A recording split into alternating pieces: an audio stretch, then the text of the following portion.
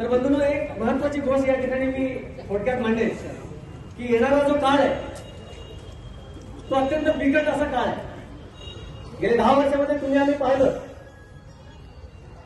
की या देशाला खऱ्या अर्थानं विकासाचं एक नवीन मॉडेल आम्ही बनवून अशा पद्धतीचे एक गाजर दाखवण्याचं काम ज्या भारतीय जनता पार्टीने केलं आणि नरेंद्र मोदी साहेबांना प्रोजेक्ट करून त्या काळामध्ये 2014 मध्ये अबकी बार मोदी सरकार अशा पद्धतीची वल्गना याच्यावरती ढोल वाजून जेवढ्या मोठ्या प्रमाणात त्याला प्रोजेक्ट करण्यात आलं. तर तो काळ गेल्या 10 वर्षामध्ये आता परिस्थिती अशी आली आहे, मोदी आहे तो मुमकिन आहे म्हणायचे, म्हणजे आम्ही तर सांगू मोदी आहे तो मुश्किल आहे अशी परिस्थिती झाली आहे. आज परिस्थिती अशी आहे की कोण काय खावं याच्यावरती बंधन आहे, कोण काय नेसावं याच्यावरती बंधन आहे आणि कोण कुठे राहावं याच्यावरती सुद्धा बंधन आलेलं आहे.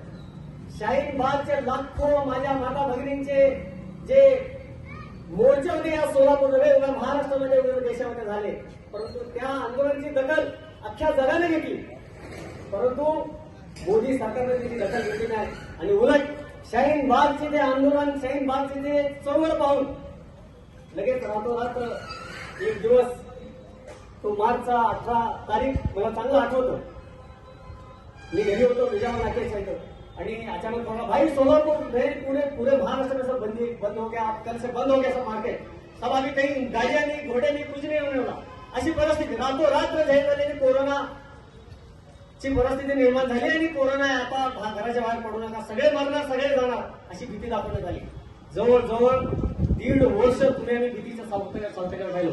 आज परिस्थिती अशी आहे की या देशामध्ये तुम्ही आम्ही पाहतो आहोत की शेतकरी कष्टकरी उद्ध्वस्त झालाय, सर्वसामान्य गोरगरीब दीनदलित उपेक्षित वंचितांच्या आज त्यांच्या आयुष्याचा प्रश्न निर्माण झालाय.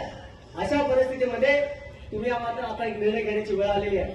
बंधूंनो, थोडक्यात या ठिकाणी मी आता हा जो योग आहे तो आज वाढदिवसाचा योग आहे, या ठिकाणी राजकीय स्टेटमेंट करणं कदाचित काही लोकांना रुचणार नाही, परंतु जे फॅक्ट आहे, जी खरी वस्तुस्थिती मी तुमच्यासमोर मांडलेली आहे, तर उद्याच्या 7 तारखेला सोलापूर